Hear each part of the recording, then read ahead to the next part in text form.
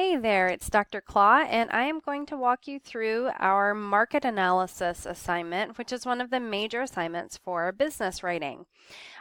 It's pretty straightforward. You are going to be thinking about who is the market for your company and for your product. How do you know that's the market? And what can you learn from these potential customers? So we're doing this as we're reading about audience, and that's very much on purpose. I want you to be thinking about who is the audience for your own product and how can you leverage their likes and dislikes and what you know about them in order to reach them most effectively.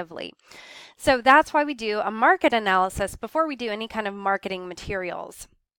So we are going to once again launch from the SBA's suggestions about market analysis. So if you click that link, it'll take you back to the business plan page. We've looked at this quite a bit. Most of the components of our business plan are coming directly from there, as you know.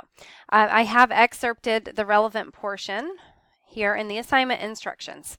So you need to understand your industry. You need to understand your target market. You also want to know who's the competition, what are they doing, what are their strengths? And while you might be doing something really unique, and so you feel like there is no competition, that's not quite accurate because even if there's not someone doing exactly what you're doing, there's still going to be some kind of business that is pulling for the same customers that you are trying to pull. So that's your job here is to figure out who might be taking your customers and what can you offer those customers to get them to come to your business instead of these other competitors' businesses. So keep that in mind. You can even look at the other competitors and see what they're doing well, and maybe you can replicate that in some way or improve upon it.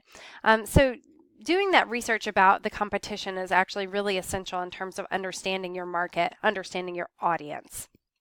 Okay, so that is part one of what you need to do for the market analysis. But then you also need to describe what you sell or what your service is. What are you offering customers? How does it benefit customers? What does the product life cycle look like? Are you going to have return customers?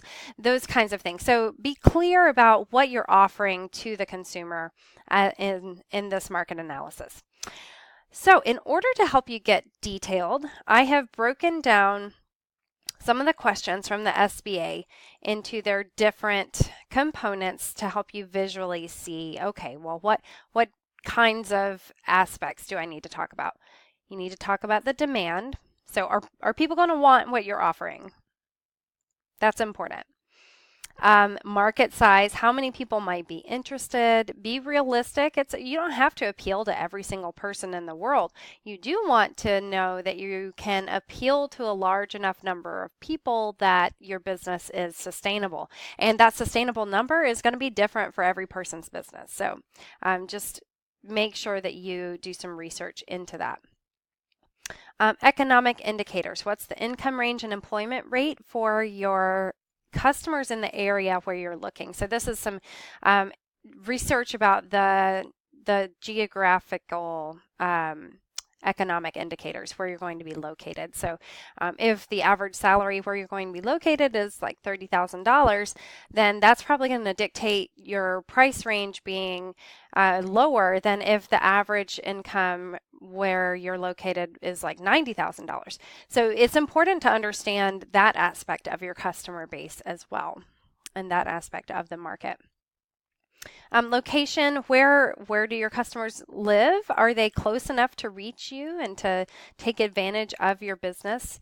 Market saturation, this goes back to what we talked about with competitors. Is there too much like you out there already? Are you trying to break into a market that's too heavily saturated? And if so, what could you do to move into a slightly different market? And pricing. So this goes back to the economic indicators. What do customers usually pay for similar alternatives? So that research that you did on your competition is going to help out with this question as well.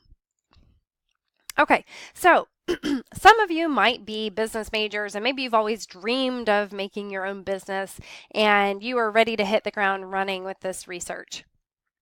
However, some of you might not be, and that's okay. What I want you to do is a basic level of research. So do some searching to find out things like those economic indicators, population density, competition, who's around, and that kind of thing, what kinds of pricing there is. That's all stuff that you can find very easily without needing any kind of specialized knowledge.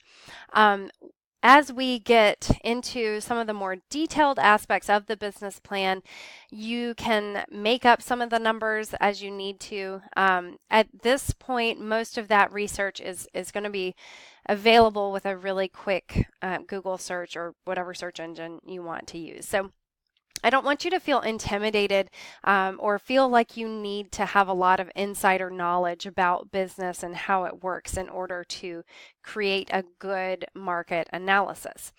I'm also going to provide you with an example of a student who has produced a high quality sample of one of these. She's given me permission to share it with my other students. So that will help guide you as well.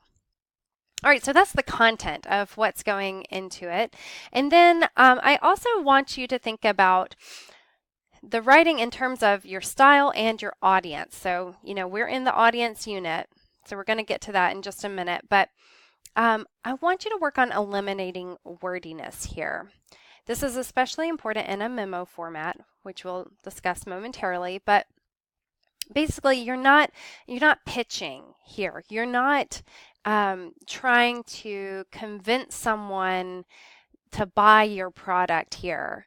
You do want to explain clearly the benefits of your product, why it's needed and a desirable product, because you are writing to someone you've asked to invest. But what you don't want to do is rely heavily on a lot of wordy and creative language in this step. You're really trying to show that you've done your research about the market. There is a viable market for your company. Okay, so be concise and make sure you define any terms you need to. Include things like the name of your business.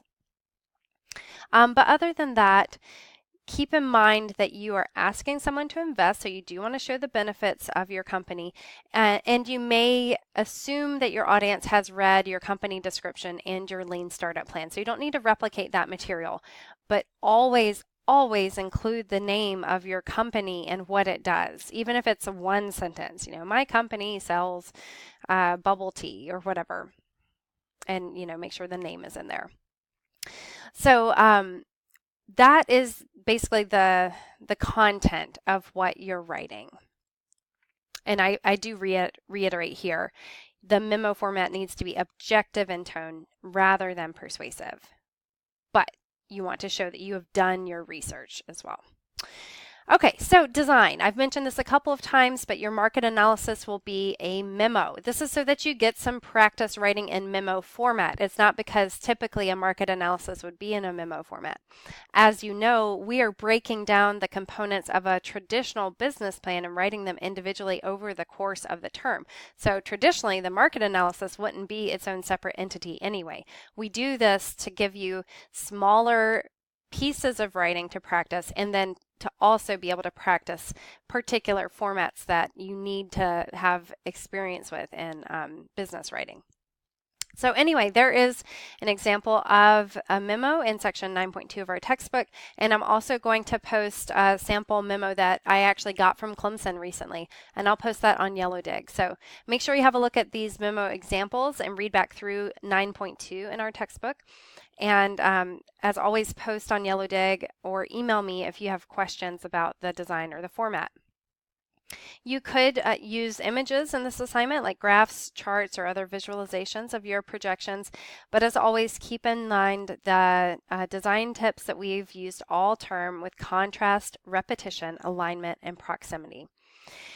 So that is the market analysis, and hopefully this video has helped you get a better sense of what you're trying to do with this and how to do it. Thanks for listening.